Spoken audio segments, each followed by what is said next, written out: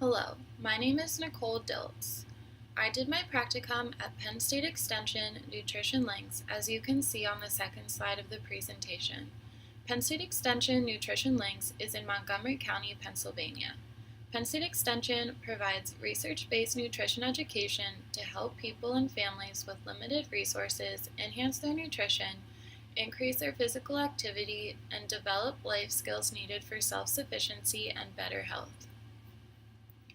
The classes they hold here include hands-on activities and cooking demonstrations to reinforce the learning process of nutrition education. Some of their programs include Dining with Diabetes, Strong Women, and a canning class. These classes are federally funded and supported by local resources that include the Expanded Food and Nutrition Education Program and the Supplemental Nutrition Education Program, or SNAP-Ed. On the next slide, you can see the first program that I worked on while completing my practicum. This program is called Chef's Camp. Chef's Camp is a camp for children 8 to 13 years old. We taught 2 camps, both with 20 children.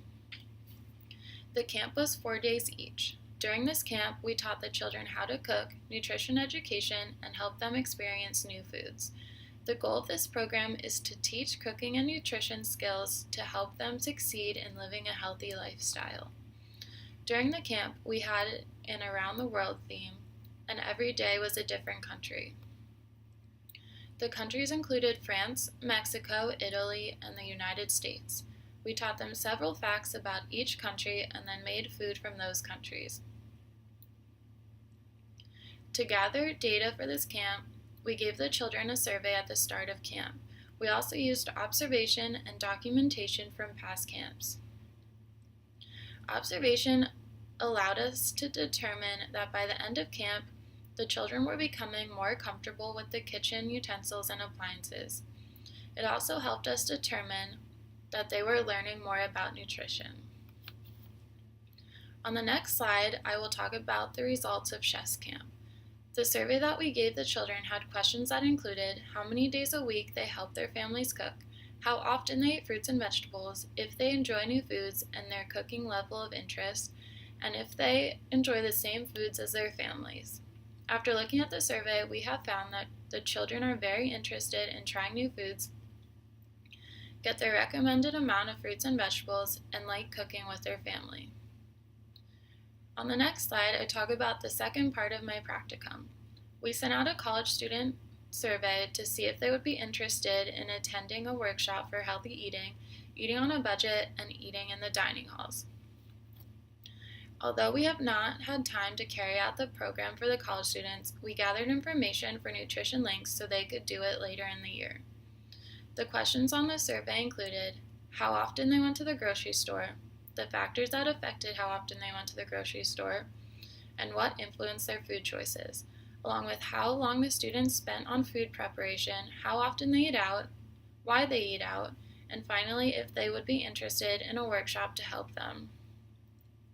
Another way we could have gathered information and might be helpful in the future are focus groups.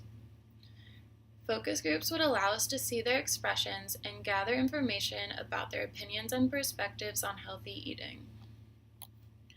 On the next slide, I review the results of the survey. After reviewing the results of the surveys the students submitted, we have come to some conclusions. It can be hard for some students to eat healthy. With a limited budget and their 24/7 access to snacks, as well as time constraints and dining hall foods. Most college students living on campus are required to have a dining plan. Dining halls don't always accommodate students with dietary restrictions or those who wish to eat healthy. We have found that college students most of the time would choose convenience over quality.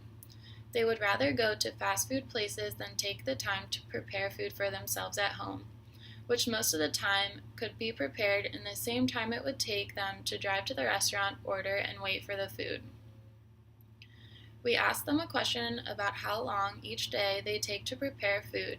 We have found from that question that a lot of them are taking around 15 minutes a day.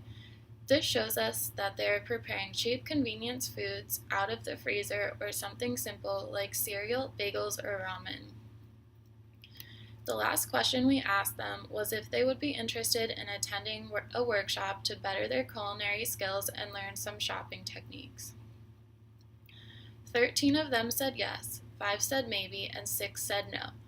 This was a success because most of the students said yes, so we would be able to create a workshop in the future for these students. There are ways to prep healthy foods one day a week so that they wouldn't have to worry about it the rest of the week. This is one way that we would help them during the workshop. Some recommendations that I would make for the future is that both programs could have more participants so we would have more data.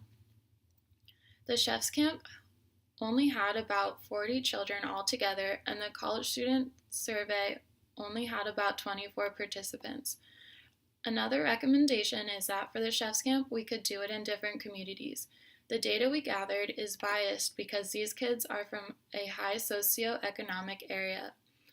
They're used to eating good food and trying new things. If we did this in another area, I'm sure that we would have gathered different information. And finally, on the last slide, no matter if it is a young child or a college student, the key to a healthier lifestyle is a strong foundation of food and nutrition education. Education of accumulating healthy habits to live by as they advance from being a child cooking with their parents at home to living at college and making their own food choices. Thank you for listening.